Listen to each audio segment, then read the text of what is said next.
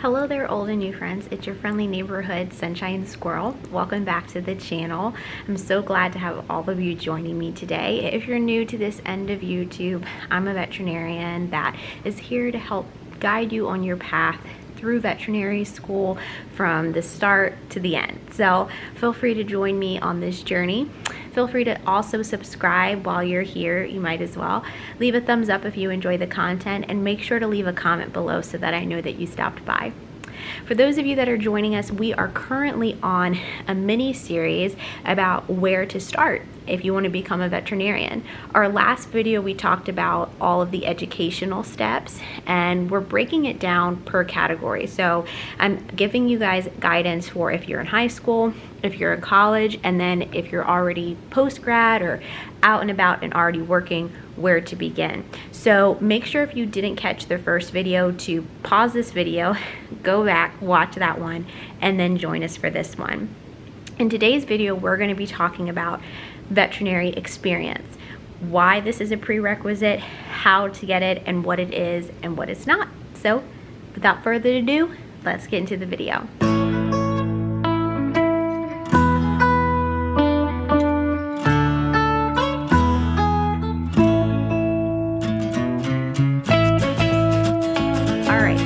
To veterinary experience, why don't we first talk about what it is not?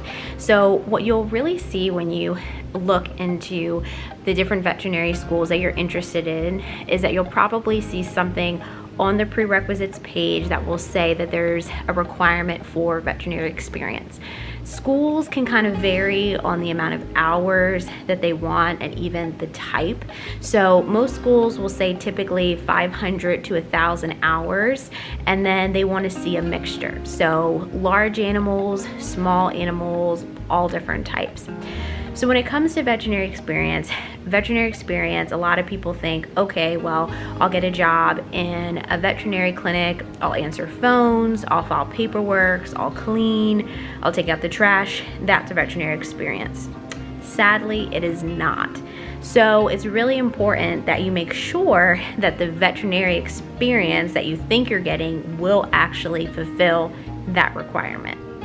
So what is veterinary experience? The veterinary experience is working directly with a veterinarian. So you're assisting that vet is guiding you, they're teaching you as they go along. So some great examples of job positions that could be qualified as veterinary experience would be things like a veterinary technician, a veterinary assistant. These are roles where you're in the room with the veterinarian as they're examining the patient. You could be helping to hold that patient, helping the vet obtain samples, maybe even you're reading cytology, so like ear swabs for that vet. You're helping that vet take care of that pet, administer medications, ear cleanings, all those sorts of things, but you're in direct guidance and supervision of the veterinarian.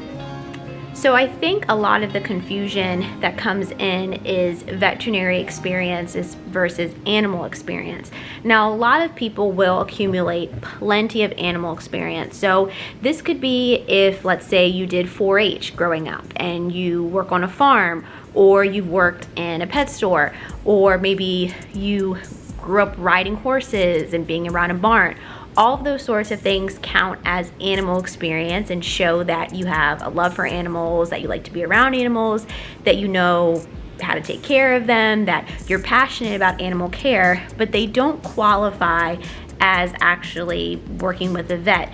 Main thing with veterinary experience is that we're making sure that you are experiencing true medicine and true veterinary medicine. So the next question that I'm sure you're thinking of is, well, how do I get veterinary experience? Well, first thing that I would recommend that you do is that you research different veterinary clinics in your area. See on job searching websites if any of them are looking to hire an assistant or hire a younger person or really any age person to come in and work, come in and learn. You can also go to the veterinary clinics in person. This is something that I did when I was looking to get veterinary experience. I printed out copies of my resume and I went around to about 13 different veterinary clinics where I lived and just told them that I wanted to become a vet, and I was willing and able to do anything that they wanted me to do or needed me to do. And I have to tell you that out of those 13 clinics, I only heard back from 2. So I would encourage you to not get discouraged. It is hard to find veterinary experience and to find true veterinary experience. And with that being said, I want to let you know that when you first start off working at a veterinary hospital with the goals of getting that true veterinary experience, you probably will be the person that is answering telephone calls, filing away paperwork, cleaning up the kennels, doing all those sorts of things. When I first started working, that's what I did. I was in the back, I was cleaning. Occasionally I would get to hold and help one of the vet techs, but I pretty much was doing a lot of the grunt work. And basically over time, I was able to show the team there, show the veterinarians that it didn't matter, you know, what I was asked to do. I was going to do the task. I was passionate about being there. I was motivated, and I was a hard worker. And I send that encouragement to you guys that go to the vet clinic, you know, even if they're asking you to, you know, Fluffy's come in and he's thrown up in his carrier. Can you clean that carrier? You clean that carrier with a smile on your face, and you do all the different tasks, all the different things that may even seem just meaningless or like grunt work. You do it to the best of your abilities, and you can get promoted and have the opportunity to then get that true veterinary experience. For that clinic that I worked at, over time I was eventually promoted to be more around the grounds of a vet tech. And so I was able to go into the rooms with the doctor. I was able to hold for the doctor, monitor for surgery. The doctors that I worked with let me, you know, go into surgery with them and watch. So really make sure, you know, for a lot of vet hospitals, when you come and you show up and say that you want to become a vet, you won't believe how many other people have come before you and said they wanted to become a vet and then just quit and just not showed up or didn't do a good job. So I think for a lot of hospitals, they're testing you and they're wanting to see, are you going to last? Do you really want it? So prove them wrong, show them that you really want this, show them that you're a hard worker and that you're dedicated. And I know some of you are probably thinking, well, I mean, why is this even important? Why do I have to get veterinary experience? Won't I get that when I'm in school? Well, I think the main reason that veterinary schools make this a requirement is because they want to see if you really want to become a vet. When you're working in an actual veterinary practice, one-on-one with that vet, and you get to see what veterinary medicine is really all about, you're dealing with the daily frustrations that the vet is experiencing. Veterinary medicine is one of those professions that has highs and lows, and the highs and lows can come every half an hour. You never know what's going to walk through the front door of your practice. You're never going to know what type of situations you're going to have to deal with. This is one of the most physically and emotionally challenging professions out there. And it's really important that you know that before you go to school, before you invest all of that time, all of those finances into becoming a vet, to make sure that this is something that you're really going to do and really going to want to do. So I think it's really important that you do have veterinary experience so that you can decide if this is for you or not. And it's totally fine if you start down that road of gaining veterinary experience and you're working in a vet clinic and you just decide, you know what, I don't think this is for me. That's totally fine. That's okay. There's no shame in that. Don't feel embarrassed by that. That's the whole point. And it's fine too if you're working, let's say, in a clinic and you're thinking, I don't really like this. To think, well, maybe if you're working, let's say, with a large animal vet, maybe large animal medicine isn't your thing. Or maybe if you're working in a general practice, maybe general practice isn't your thing and you would still like to become a vet, but you want to go more into research. or the industry side of things. You know, this is the whole point with veterinary experience. It's a chance for you to try out different fields, different areas within veterinary medicine, and define your specific niche and where you fit, or decide, hey, maybe this just isn't for me. And one of the great benefits of having lots of different veterinary experience, and even I would say when you start off having veterinary experience, it's totally fine to find maybe a veterinarian or two that you really build a strong relationship with and that you continue to follow that vet, and that vet is your mentor. I sought out veterinary experience the summer after my freshman year in college, and I worked with those two vets for my entire time up until vet school and even into vet school. And I just fell in love with that practice, with those vets, with that team, and they really became mentors to me and took me under their wings. And wonderful thing too is both of them were willing to be, you know, individuals that wrote recommendations for me. So it's also really important to have veterinary experience, because part of the application package to get into veterinary school does require that you have multiple veterinarians speak of your work, speak of your character.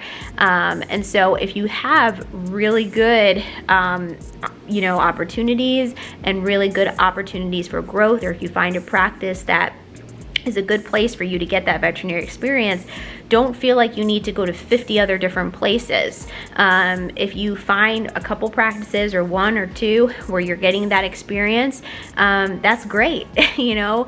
And I would say, you know, if you want to try as well to have a mixture of experience, that's good too. All those sorts of things make you more competitive. But definitely make sure to stick with the individuals and, you know, to stick with individuals who helped you. So now I'm going to kind of talk about those of you that kind of fall in all the different categories that we've been going through. So if you're in high school, you may be able to find, you know, veterinary experience. It just kind of depends on how old you are. There are some jobs and some clinics that do have an age requirement. So you do have to be careful about that. And when you are in high school, you may not actually be able to get true veterinary experience, but it can be a way for you to kind of get your foot in the door, get familiar with that practice, get your name out there, so as you do get older, they will have more opportunities for you to do more things. So keep your options open, definitely ask, but understand that you may be just a little too young yet. If you're in college, it's never ever too early to start getting that pre-veterinary experience. I would encourage you, you know, maybe start your freshman year, summer after your freshman year like I did, or even start maybe the summer before your first year of college as well. It is kind of hard, I will say, to work in a vet clinic and go to full-time school at the same time. I did know classmates that did that. I tended to get my experience over the summer, and the practice where I worked at, they were very, very accommodating with that, and they would have basically a job set for me. So see if that's an option as well, or if you want to also go to school and get your veterinary experience at the same time, see if there's opportunity for part-time work, or even see if on your breaks, you know, if you can also pop in and out of the clinic. And then if you are in post-grad or you're working in a profession already and you're trying to figure out how you can get that veterinary experience, I would look into opportunities for maybe part-time employment. Veterinary offices are always hiring and always looking for able-bodied people that are willing and wanting to dive right in. I would let them know, you know, your aspirations and your goals and kind of see where you could fit in. Definitely, like I said, understand that when you start off, you may start off in those roles like answering phones, talking to clients, things like that. But every single role in the veterinary practice is important. And if you want to be able to work, let's say, one-on-one with the vet or get into more of a vet tech role, sometimes you have to show that you're faithful in little to be promoted to be faithful in much. So hang in there and make sure that you show up every day to work happy and ready to go. All right, my friends, well, that is a wrap on veterinary experience. I hope that you found this video helpful. Like I said, I'm trying to keep these videos as short as possible so that you guys can kind of watch these as a quick reference and a basic overview. But of course, if you have additional questions, concerns, if something that I said was confusing, please let me know in the comments below so that I can help. Or if there are different topics or videos that you would like to see on this channel in the future, also let me know in the comments below. Make sure to subscribe so you never miss an upload. Give me a thumbs up if you also enjoyed this video, and I will see you guys next week. Bye.